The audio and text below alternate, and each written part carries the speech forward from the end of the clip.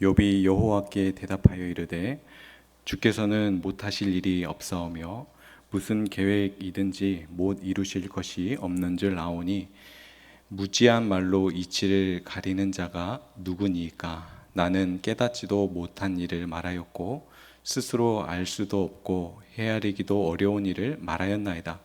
내가 말하겠사오니 주는 들으시고 내가 주께 묻겠사오니 주여 내게 알게 하옵소서. 내가 주께 대하여 귀로 듣기만 하였사오나 이제는 눈으로 주를 배움나이다. 그러므로 내가 스스로 거두어 드리고 티끌과 제 가운데에서 회개하나이다. 아멘.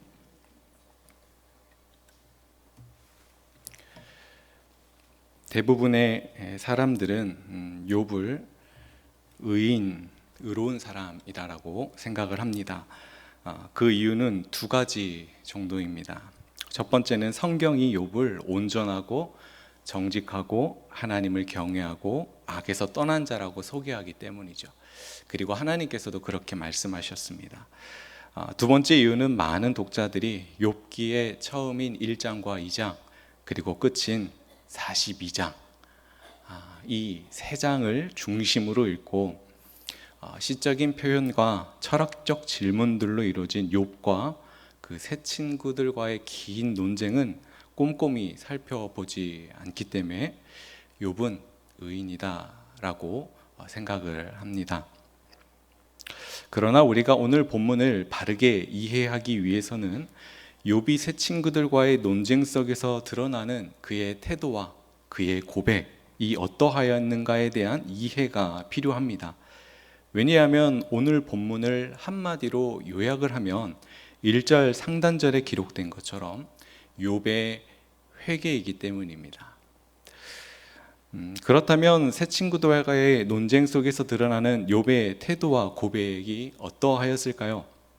먼저 욥은 자신이 악을 행하지 않았음에도 불구하고 고난당하는 것에 대해서 하나님께 항변을 합니다.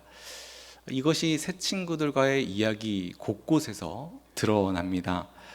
그 구절들을 보면 욥은 나는 무죄하다는 사실을 굳게 주장하면서 하나님께서 자신의 상황을 바로잡아 주시기를 요구합니다. 또한 욥은 하나님께서 왜 나를 지으시고 고통받게 하시는가? 라고 질문을 하며 하나님의 이 정의에 대해서 의문을 제기합니다. 또한 욥은 자신의 고통이 너무 크기에 우리가 잘 알듯 욥은 차라리 죽기를 원하고 하나님께서 자신을 잊어주기를 간청하기도 합니다. 또한 욥은 자신의 상황을 이제 하나님께 좀 말씀드리고 싶어 하지만 하나님께서 숨어 계신다, 침묵하신다 라며 탄식을 합니다. 이런 고백들과 모습들을 요약하면 어떠하겠습니까? 그것은 하나님의 정의와 섭리에 대한 욥의 탄식이요, 항변이요, 논쟁이요, 호소라 할 수 있는 것입니다. 그러나 우리가 그렇다고 하여서 욥을 믿음에서 떠난 어떤 배도자라고 치부해서는 안 됩니다. 왜냐하면 욥은 자신의 이 이해할 수 없는 상황에 대해 의문을 제기했기는 하지만 하나님을 저주하거나 하나님을 거부하지는 않았기 때문이죠. 오히려 그는 계속해서 하나님과 대화하려 했고 하나님께서 응답해 주시기를 바랬습니다. 그렇기 때문에 하나님의 정의와 섭리에 대한 욥의 항변과 논쟁은 하나님 앞에서 솔직하게 자신의 억울함을 토로하는 신앙의 정직함의 표현이라 할 수 있고, 하나님을 바라볼 수 없는 고난 속에서 하나님을 바라보고자 하는 일종의 믿음의 표현이라고 볼 수 있는 것입니다. 우리들도 그렇지 않습니까? 예상하지 못한 일들을 마주할 때 하나님께 그 고난의 이유를 연속적으로 던지죠. 그러나 그것이 믿음에서 완전히 떠난 것은 아니라는 것은 우리 스스로가 잘 압니다. 주님의 은혜죠. 왜냐하면 정말 그런 사람은 하나님을 찾지도 않고 또 질문도 하지 않기 때문입니다. 아무쪼록 이와 같이 욥이 하나님의 정의와 섭리에 대하여 항변하며 질문을 던질 때에 하나님께서 등장하시는 것이 욥기 38장입니다. 그런데 그렇게 등장하신 하나님께서는 욥이 지금까지 던진 이 질문들에 대해서 답변하지 않으시고 창조 세계를 보여주십니다. 그리고 그 창조 세계를 섭리하시는 하나님을 상기시킵니다. 예를 들어 이런 것이죠. 바다의 경계선을 누가 정했느냐. 우리가 바다를 종종 가지만 거기서 바다가 경계선을 넘어오지 못합니다. 근데 이것은 우연이 아니라 하나님이 정하셨기 때문인 것이죠. 이처럼 모든 그 바다의 경계선을 정하신 분이, 섭리하시는 분이 하나님이시다. 별자리를 누가 운행했느냐. 그리고 동물들의 이 태어남과 삶을 누가 돌보느냐. 하나님께서는 이런 질문들을 통하여 당신께서 창조 세계를 섭리로 유지하시듯이 뿐만 아니라 인간의 삶도 동일하게 섭리로 유지하신다는 것을 말씀하신 것입니다. 이렇게 하나님께서는 창조 세계에 나타난 하나님의 섭리를 상기시키심으로 욥이 자신의 이 한계를 인정하게 하고 하나님의 완전하신 섭리와 온 우주에 펼쳐져 있는 하나님의 섭리를 고난 중에도 바라보게 하시고 신뢰하는 자리로 이끄시는 것입니다. 그리고 오늘 본문 42장이 등장하는 것이죠. 그러니 지금까지 하나님의 공의와 섭리에 대해서 탄식과 항변으로 점철지었던 욥이 오늘 회개의 자리로 나아갈 수 있었던 것, 이것은 하나님의 은혜죠. 하나님께서 마치 1:1 성경 공부 과외 선생님으로 욥을 찾아오셔서 하나님이 창조주이실 뿐만 아니라 보존하시고 다스리시는 섭리하시는 하나님이심을 직접 가르치시고 깨우쳐 주심으로 말미암아 그가 거기에 설득되고 항복된 결과로서 이제 오늘 본문 42장 욥의 회개가 있게 되는 것입니다. 그래서 오늘 욥이 무지에서 회개로 나아가고 논쟁에서 겸손으로, 그리고 항변에서 신뢰로 나아갈 수 있게 된 것은 철저히 하나님의 인내하심과 하나님의 설득하심과 그분의 전적인 은혜로 말미암은 결과라고 우리는 말할 수 있는 것입니다. 이것을 오늘 저와 여러분의 신앙에 적용해 보면 어떻습니까? 우리가 얼마나 교만했습니까? 그리고 우리가 얼마나 논리를 따졌습니까? 그랬던 우리가 하나님의 은혜 앞에서 무릎을 꿇고 회개하고, 그리고 예수 그리스도의 십자가 앞에 겸손하게 되고 하루를 살아도 믿음과 그리고 소망 중에 살아가려고 발버둥치는 것, 이 모든 것이 하나님의 인내와 은혜로 말미암은 결과인 것이죠. 그렇다고 한다면 하나님의 찾아오심과 이 가르치심과 깨우치심 앞에 설득되고 항복된 욥의 첫 번째 고백, 그것이 1절과 2절입니다. 1절과 2절을 한번 같이 읽어보겠습니다. 시작. 욥이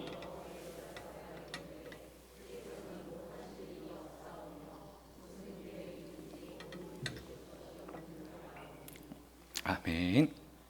1절에 욥이 대답하여 할 때에 이 대답하다, 히브리 동사는 단순히 응답을 넘어 심각한 논쟁이나 깊은 깨달음을 반영한 반응을 의미합니다. 그러므로 지금 욥의 대답은 단순한 응답이 아니라 하나님의 말씀을 듣고 난 후에 깊은 깨달음에서 오는 겸손의 반응을 의미하는 것이죠. 이런 모습은 과거 욥의 발언에서 보인 항변과 논쟁적으로 질문하고 반박했던 그 태도와는 대조가 되는 것입니다. 그런데 여러분, 욥이 누구에게 대답합니까? 여호와께 대답합니다.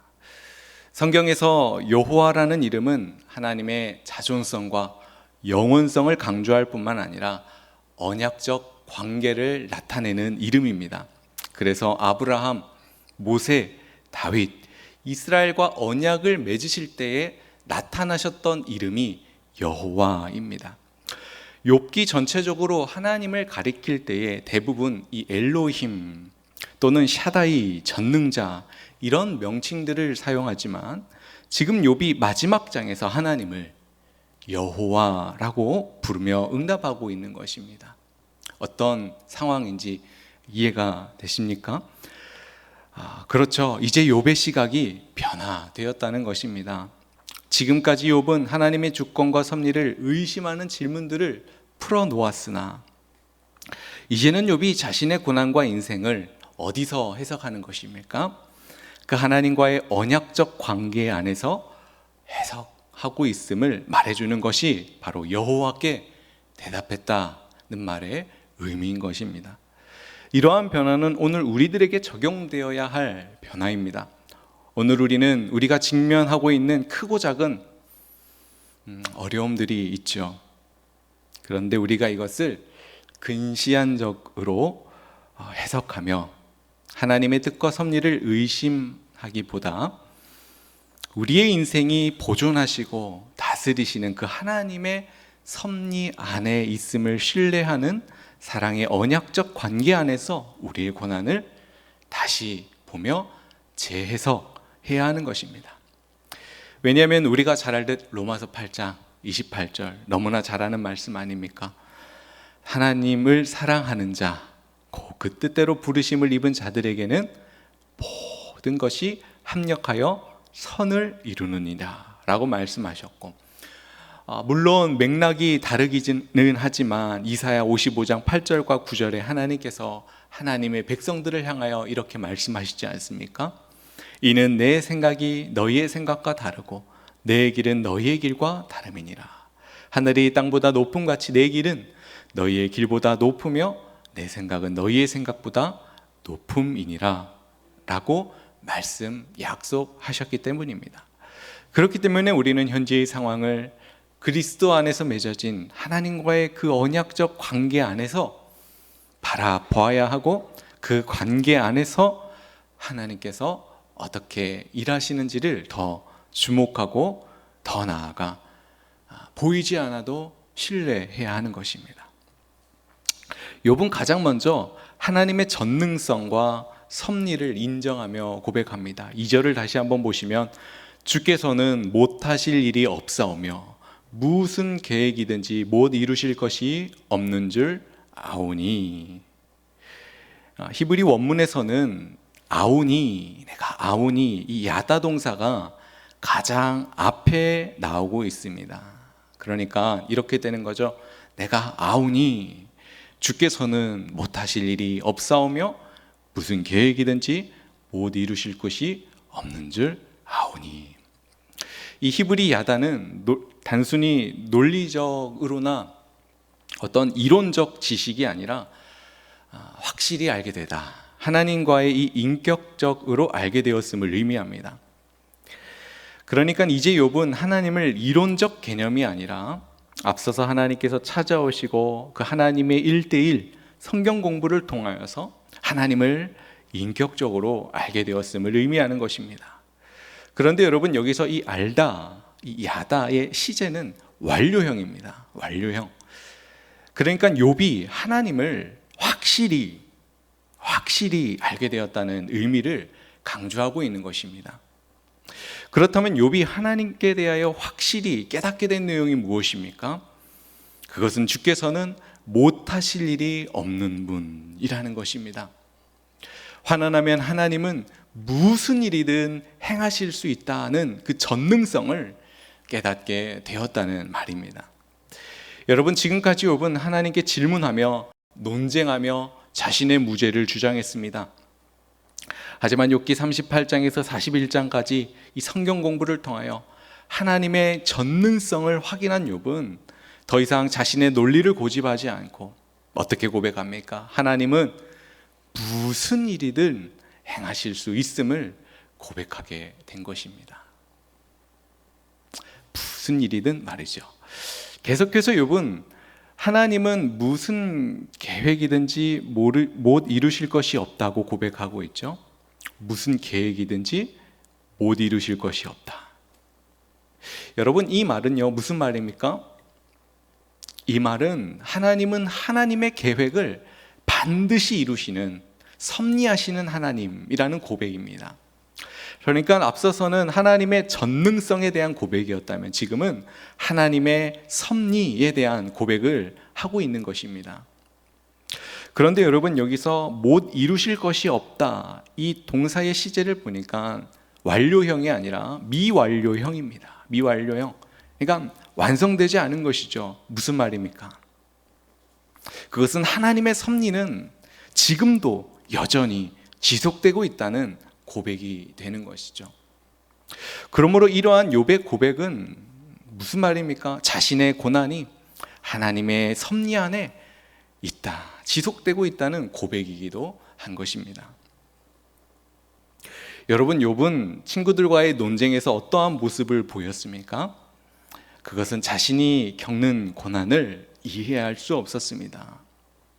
그래서 하나님의 계획을 의심했고, 그리고 자신이 부당하게 고난을 받는다고 생각을 했습니다.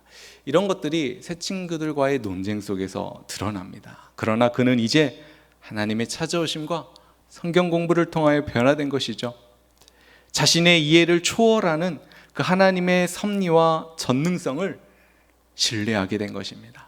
하나님을 자신의 논리로 이해하는 대상이 아니라 신뢰하는 단계로 나아가게 된 것입니다. 다음 3절을 한번 같이 읽어보겠습니다. 3절입니다. 시작.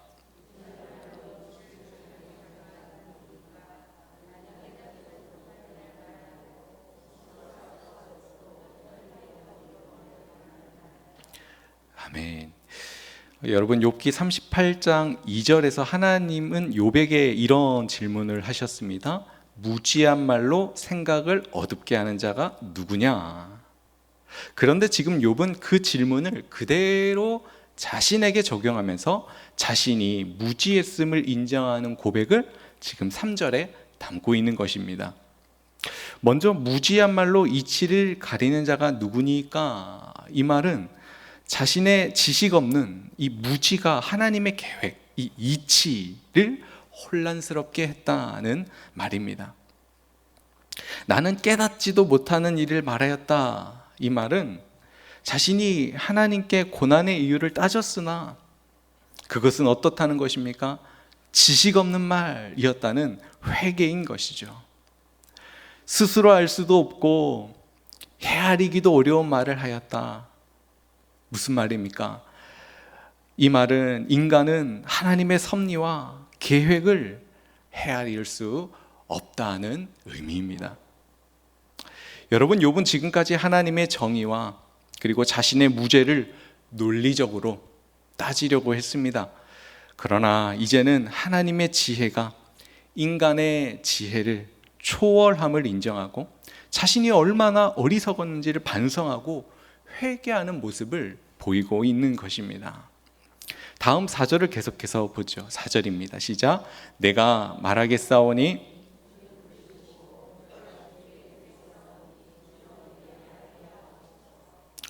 아멘. 여러분, 이 말은 좀 대충 보면 좀 교만하게 느껴질 수도 있습니다. 그런데 여러분, 내가 말하겠사오니 이것은 경솔하게 말하는 것이 아니라 신중하고 겸손한 태도로 하나님께 말씀드리겠다는 의미입니다. 그리고 주는 들으시고 할 때에 들으시고, 이것도 상대방에게 간청하거나 존경의 의미를 담아 요청할 때 사용되는 단어입니다. 이것은 과거에 자신이 하나님께 무례하게 질문했던 그런 태도와 분명히 대조가 되는 것이죠. 그리고 내가 주께 묻겠다는 이 표현도 요청하다는 의미가 있고요, 내게 알게 하옵소서 이 표현도 내가 하나님께 배우기를 간절히 간청하는 표현인 것입니다. 이처럼 욥은 변화하였습니다. 예전에는 자신의 고난을 이해하지 못하고 하나님께 따지며 논쟁하듯 질문했지만 이제는 자신의 한계를 인정하고 겸손한 태도로 하나님께 배움을 요청하는 자세로 말하고 있는 모습을 우리는 확인할 수 있는 것이죠. 다음 5절도 한번 보겠습니다. 시작. 내가 주께 대하여 귀로 듣기만 하였사오나 이제는 눈으로 주를 배움나이다. 아멘. 여기서 내가 주께 대하여 귀로 듣기만 하였다. 이 말은 이런 말입니다. 내가 지금까지 하나님을 이론적으로 그리고 머리로만 알았다는 말입니다. 그러나 이렇게 고백합니다. 이제 눈으로 주를 배움나이다. 여기서 눈으로 본다. 이것은 단순히 이 시각적인 경험을 넘어서서 하나님과의 인격적인 관계, 관계적인 신앙으로 나아가게 되었다는 말입니다.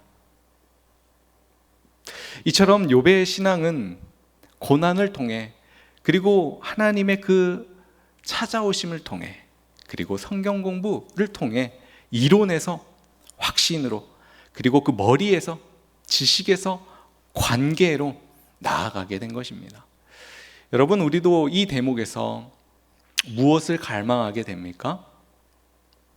그것은 하나님께 대한 논리적인 신앙, 이론적인 신앙, 머리에서만 아는 신앙, 이것이 하나님과의 인격적인 관계로 나아가게 함을 갈망하게 되죠. 즉 성경에서 만났던 그 하나님에서 나의 삶을 인도하시는 하나님에 대한 관계를 전제하는 고백으로 나아가야 합니다. 그런데 이것이 욥 같은 경우는 고난을 통하여 하나님을 더 깊이 경험하게 되었죠. 그러므로 고난은 단순히 고통만 있는 것이 아닙니다. 하나님을 더 깊이 경험하게 하는 도구가 될 수 있습니다. 그래서 시편 기자는 고난 당한 것이 내게 유익이라. 그렇다고 하여서 우리가 옆에 고난 당한 이들을 향하여서 그렇게 우리가 말할 수는 없습니다. 고난이 유익이라고 감히 우리가 옆에 있는 사람에게 말할 수는 없고, 그것은 고난 당한 자가 그렇게 스스로 고백할 수 있는 영역이기에 이 부분은 항상 주의하고 선을 넘지 않아야 하죠. 아무쪼록 고난은 유익입니다. 성경이 그렇게 말하고 있죠. 그렇습니다. 신앙이 성숙했다는 말은 단순히 지식을 많이 축적했다는 말이 아니죠. 신앙이 성숙했다는 말은 축적된 지식이 하나님을 전 인격적으로 만나는 단계로 나아가서 우리의 삶 전체, 우리의 삶 영역 전체에서 그분만을 의지하고 그분만을 신뢰하는 관계적인 신앙으로 나아가는 것을 의미합니다. 그렇죠. 우리가 교회에서 많은 말씀을 들었으나 우리의 삶 속에서 그것이 우리의 마음 속에서 고백되어지는 그 고백이 아니라면 얼마나 그렇습니까? 그러나 지금 욥은 그 들었던 하나님의 말씀을 그 자신의 삶 속에서 적용하여서 그 하나님의 섭리 안에서 자신의 고난을 해석하고 그분을 신뢰하고 단계로 나아가고 있는 것입니다. 이것이 바로 귀로만 들었던, 머리만 이론적으로만 알았던 그 신앙에서 눈으로 배우는 관계적인 신앙으로 나아가는 모습인 것이죠. 다음 6절입니다. 6절을 한번 같이 읽습니다. 시작. 그러므로